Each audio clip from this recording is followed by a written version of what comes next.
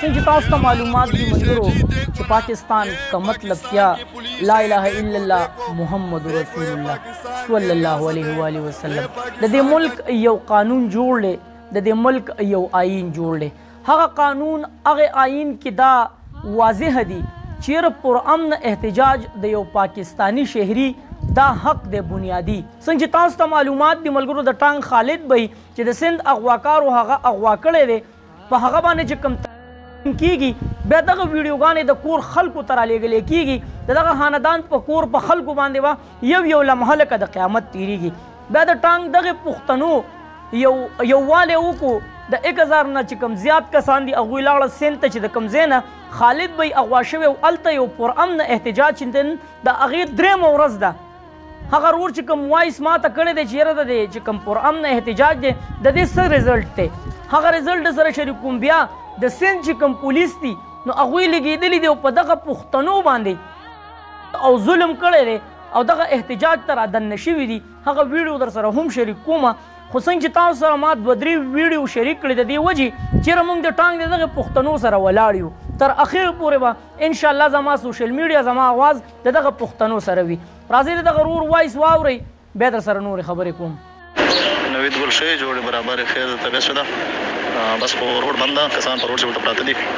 او 24 غنټې ټایم را کړی و چې انشاءالله خلاص به شي. او په 24 غنټو چې څه خبره بیا رانغله، بیا 3 غنټې ټایم راکړو، 3 غنټو چې بیا څه هغه ونه شوله، څه داسې خبره نه راغله. اوس مو بیا روډ بند کړی دا ورمه روډ ورته خلاص، اوس مو بیا روډ بند کړو او بالکل په روډ چې ورته پراته وي سرکاري ګاډي پرایویټ ګاډي غونډ باندې ټوټل باندې دا چې ټیم کچېرې سره ملاو شوی وړه ویډیو پې جوړه کړه. صحیح ده، ډېره مننه. الله دې عزت وکړه چې ته موږ آواز پورته کوې، د غریبانو خلکو الله دې عزت وکړه.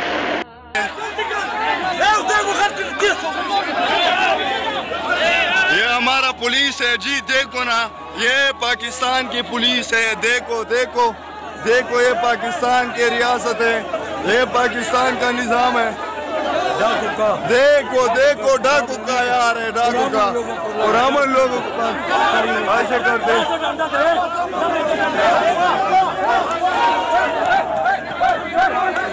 देखो ये देखो ना, ये हालात देखो, ये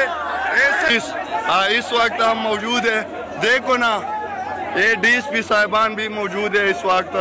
خملګرو د دې رور دغه وایس تاسو واورئ، د کوم چې هلته په احتجاج کې موجود دی هغه چې کوم وایس ما ته کوم اپډیټ راکړي دي نو هغه تاسو واورئ. په دې کې د مذاکراتو خبره ده، چیرې نوید بی د اوسه پورې دغه مذاکرات کامیاب نه شو. څنګه چې تاسو ته معلومات دي ملګرو یو څو میاشتې مخکې چې هلته د پښتنو او د سیندیانو کومه مسله شروع شوې وه نو په هغې کې هم تاسو حالات کتلي چې په پښتنو باندې کم تشدد او کم ظلم شوی و. آیا دغه چې کوم پولیس دی د سند د پښتون سره مذاکرات کول خو یو طرف ته چې د هغوی خبره هم نه اوري، ځکه چې اوس کوم احتجاج شروع دی نو په هغې باندې هم دغه چې کوم پولیس دی د سند نو هغوی چې کوم تشدد دی کوم بربریت دی نو هغه شروع کړو. د سیر کې تاسو دغه ویډیوګانې ښکاري چې کوم حالات روان دي په دې وخت کې د هغه پښتنو سره د مذاکراتو چې څنګه خبره وشوه ملګرو نو زه خو ډېر تعجب کې هم پرېوتم چېرې دا مذاکرات آیا دا د انډیا او د پاکستان چې کومه مسله ده د هغې مذاکرات دي،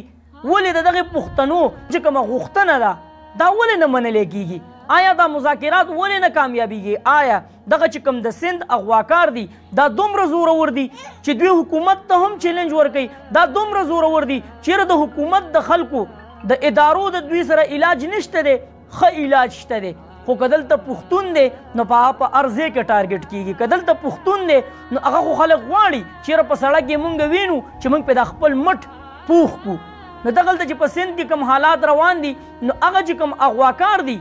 نو پولیس د هغې په ځای باندې چې یاره هغوی ورشي او هغه اغواکارو باندې یا چاپه ووهي یا خالد د هغوی د قید نه آزاد کړي. کوم تشدد چې په دې وخت کې په پښتنو باندې شروع دی آیا دغې پولیسو له پکار نه و چې دغه کم حالات یې اوس د پښتنو سره شروع کړي دي نو پکار دی چې دی هغه د سند د اغواکارو سره کړی وی؟ نو دلته کې خو ځکه هغه اغواکار ګوري، ځکه دا ویډیوګانې دا حالات به هغه اغواکار ګوري چې ځه پولیس آلریډي زموږ په طرف دي. که چېرې پولیس د دې په طرف باندې وي د دې پښتنو په طرف باندې وي او دې ورله دغه یقین دهاني ورکړی وی چې بالکل موږ اوس هم په دې سات باندې ځو او د سند په دغه اغواکارو باندې اپریشن کوو، تاسو به کتلی وی چې خالد بی به د منټونو په حساب سره رازاد شوی وي، ځکه اغواکارو به هم حالات لیدلی وی چې پولیس زموږ طرف ته را روان دي. د دې خو دا مطلب چیرې هم دغه پولیس د دغه سند چې کوم اغواکار دي نو د هغې سره موجود دي. اخره کې ملګرو هم هغه اپیل دی، تاسو پښتنو نه هم دغه غوښتنه کومه څنګه چې د خالد بی دغه ویډیو تاسو شیر کړي دي او هغه پښتانه په دې باندې خوشحاله دي چې نوید بی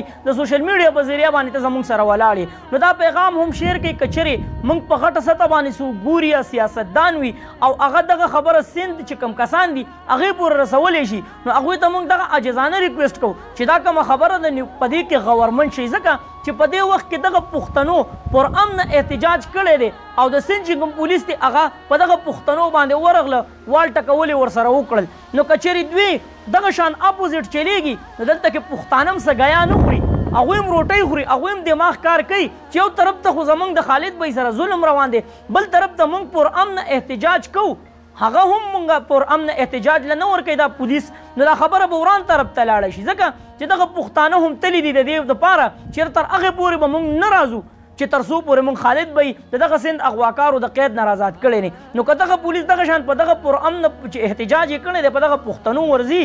نو اخره کې به دوی هم مجبوره شي چې داسې یو قدم به واخلي چې هغه به بیا یو ځلې خانه جنګي جوړه شي د سند او د پښتونخوا د کې پی کې په خپل منځ کې په مابین کې، ځکه چې د دغه 1000 چې کوم کسان دي د دې پښتنو تشدد او ظلم دا نور پښتانه ګوري نو هغوی کې به هم غیرت او پښتو راوچتېږي او هغوی به هم په دې مجبوره کېږي چې سند ته لاړ شي او د دغه پښتنو سره ودرېږي او د هغې سندیانو خلاف اعلان جنګ وکړي. نو موږ دغه عجزانه ریکویسټ کوو چې مذاکرات دې وکړی شي او خالد بی دې رها کړی شي، ځکه دا خبره به ډېره وران طرف ته لاړه شي. نو زموږ دا پیغام ورسوئ که چېرته داسې پښتون وي چې هغه په پارلیمنټ کې ناست وي او دا خبره مخکې بوتلی شي نو ډېر به ښه چېرته مې الله خان آباد او خوشحاله ساته. اخره کې اواز پاکستان زنده باد، مسلمان زنده باد، تل دې وي آباد دې وي زموږ وطن پاکستان دې وي مسلمان دې وي الله پامان.